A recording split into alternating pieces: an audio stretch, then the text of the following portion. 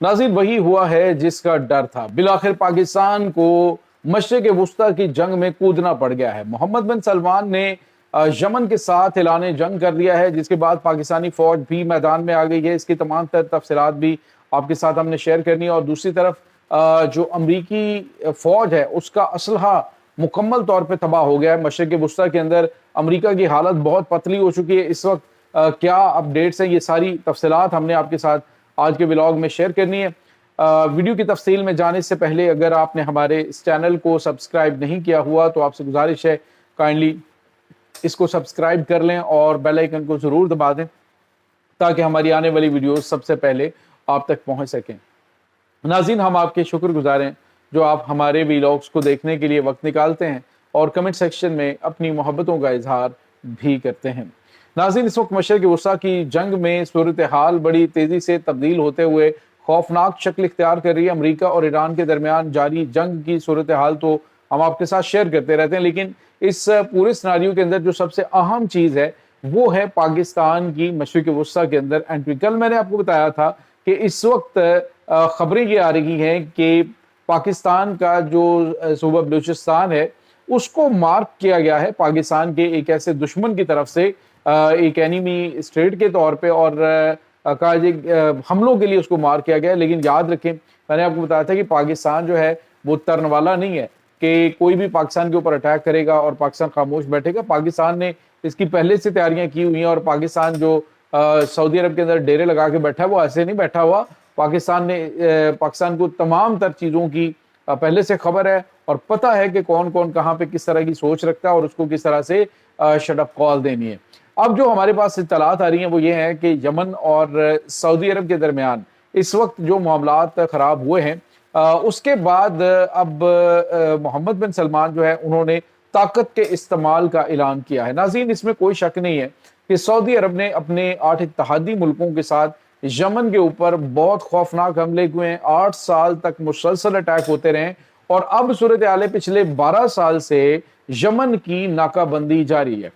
Yemen की नाकाबंदी किस तरह से जारी है नाज़रीन, के आपने देखा कि एक जो जहाज़ है वो यमनी हौसियों को जैसे ही लेने के लिए वहाँ पे उनको छोड़ने के लिए पहुंचा यमनी हौसी की आदत को, तो इन्होंने हमले कर दिए कि हमने तो पाबंदी लगा रखी है कि सना का हवाई अड्डा ऑपरेशनल नहीं हो सकता और यहाँ से परवाज उड़ी भी है और फिर वापस भी आ गई तो हम इस पर अटैक करेंगे।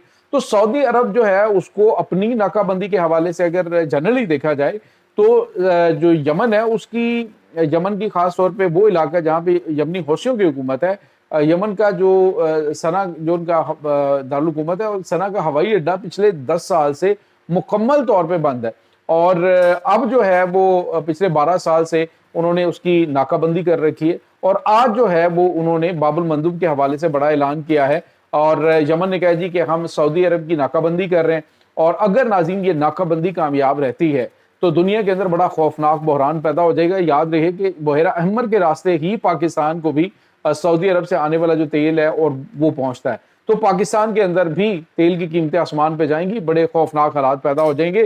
पूरी दुनिया के अंदर जहां जहां से ये मिडल ईस्ट में बहरा अहमर के जरिए जो तेल और गैस पहुंचते हैं वो अब कीमतें बहुत ऊपर चली जाएंगी।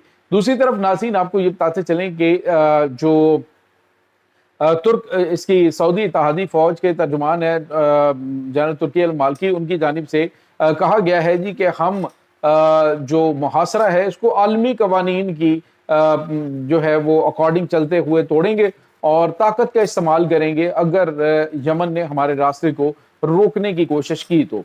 नाज़रीन, जहाँ पे आपको ये बताते चलें कि इस वक्त पाकिस्तान चूंकि सऊदी अरब का अहम तरीन इत्तहादी भी है और सऊदी अरब पे हमला, पाकिस्तान पे हमला तस्वर किया जाएगा, ये हमारा अग्रीमेंट है। अब इसमें पाकिस्तान जो है वो यमन के साथ दो हाथ कर सकता है अगर ये जंगी हालात आगे बढ़ते हैं तो। नाज़रीन, यहाँ पे आपको ये बताते चलें इस वक्त मामलात बड़े खौफनाक हैं और कल यमन ने पाकिस्तान के हवाले से भी वार्निंग जारी की थी कि उनके इत्तहादी, सऊदी अरब के इत्तहादी मुल्क ने अगर हमारे साथ उलझने की कोशिश की तो हम जो है वो उसका जवाब देंगे, उनके बहरी जहाज़ों पर भी पाबंदी लगाएंगे। तो याद रखिएगा कि पाकिस्तान को खैर इतना फर्क नहीं पड़ेगा, पाकिस्तान अलबत्ता अपने बहरी जहाज़ों की हिफाजत करना भी बड़ी अच्छी तरह से जानता है। और दूसरी तरफ आपको ये बताते चलें कि इस वक्त मोहम्मद बिन सलमान ने कहा है کہ اس محاصرے کو توڑا جائے اور اپنی جو نیوی ہے، نیول فورسز ہیں، وہ کارگو جہازوں کی حفاظت کے لیے ساتھ بھیجی جائے۔ ناظرین، یہ ایک براہ راست جنگ جو ہے وہ دوبارہ سے شروع ہونے جا رہی ہے، اور یہاں پہ آپ کو یہ بتاتے چلیں کہ اس وقت چونکہ ایران کے جو وزیر داخلہ ہیں وہ خصوصی مشن پر پاکستان کے اندر موجود ہیں۔ پاکستان میں آنے کا مقصد ایک تو یہ بھی کہ چونکہ سعودی عرب کے اور پاکستان کے اتحادی تعلقات ہیں اور پاکستان ایران کا دوست ملک ہے، تو ایران جو ہے اس کا زیادہ اثر و رسوخ یمنی حوثیوں کے اوپر ہے۔ تو یہ معاملات جو ہیں وہ اب یہ ایران چاہے گا کہ پاکستان جو ہے اس معاملے سے ذرا پیچھے رہے، لیکن پاکستان اس معاملے سے پیچھے نہیں رہ سکتا۔ جب آپ پاکستان کے بحری جہازوں کے اوپر کوئی اٹیک کر دیں گے یا پھر جو ہے وہ آپ سعودی عرب کے اوپر حملہ کریں گے تو معاملات پھر ڈیفینیٹلی کنٹرول سے باہر رہیں گے۔ دوسری طرف ناظرین، جو اہم ترین خبر سامنے آ رہی ہے وہ ہے امریکہ کو مشرق وسطیٰ کے اندر بہت بڑا دھچکا لگ چکا ہے۔ امریکہ کی جو اردن میں محمد سلطی ایئر بیس ہے، اس کے علاوہ ان کی دیگر ایئر بیسز ہیں، وہ بڑی تباہی سے دوچار ہو چکی ہیں۔ ان کی اس وقت جو لاجسٹک سپورٹ، ان کی سپلائی چین ہے وہ تباہ ہو چکی ہے، اسلحہ اور گولہ بارود کے ذخیرے تباہ ہو چکے ہیں۔ اس وقت وہاں پہ امریکی فوجیوں کے لیے بڑی خوفناک صورتحال ہے، کیونکہ ایران نے اپنے اتحادی گروپوں کے ساتھ جو امریکی افواج ہیں ان کے خلاف زمینی حملہ کرنے کی اس وقت تیاری کر رکھی ہے کہ اگر یہ ایران کے اندر داخل ہونے کی کوشش کریں گے تو زمینی حملے کی صورت میں تو ایران جو ہے وہ ان کو جواب دے گا۔ ناظرین، یہاں پہ آپ کو یہ بتاتے چلیں، اس وقت خبریں یہ آ رہی ہیں، انٹیلیجنس اطلاعات ہیں ایران کو، اور ایران نے اس حوالے سے تیاریاں کر رکھی ہیں کہ بحرین، عراق اور اس کے بعد متحدہ عرب امارات اور کویت، یہاں سے عراق سے جو امریکی افواج ہیں وہ پیدل حملہ ایران کے اوپر کر سکتی ہیں۔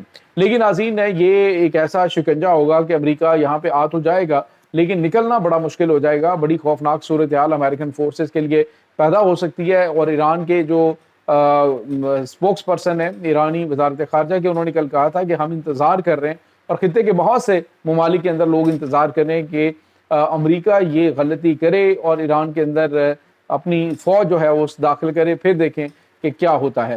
ناظرین، یہاں پہ آپ کو یہ بتاتے چلیں، اس وقت صورتحال بڑی جو ہے وہ پریشان کن ہو رہی ہے، معاملات خاصے جو ہے وہ خراب ہو رہے ہیں۔ پاکستان ان پورے معاملات کو مانیٹر بھی کر رہا ہے، اور اب ایران اور امریکہ یہ دونوں چاہتے ہیں کہ پاکستان دوبارہ جو ہے وہ میدان میں آئے اور کوئی نہ کوئی اقدامات اٹھائے جائیں اس بڑھتی ہوئی خراب ہوتی ہوئی صورتحال کو کنٹرول کرنے کے لیے۔ ناظرین، یہاں پہ آپ کو یہ بتاتے چلیں، ممکنہ طور پہ عارضی جنگ بندی جو ہے امریکہ اور ایران کے درمیان ابھی پھر سے ہو سکتی ہے، لیکن یہ عارضی جنگ بندی ہوگی، یہ جنگ ختم ابھی نہیں ہونے والی ہے۔ یہ ہار اور جیت کے بغیر جو ہے معاملہ ختم ہونے والا نہیں ہے۔ اور صورتحال کس طرح کی ہے، کیا پاکستان جو ہے وہ یہ کروانے میں کامیاب ہو جائے گا؟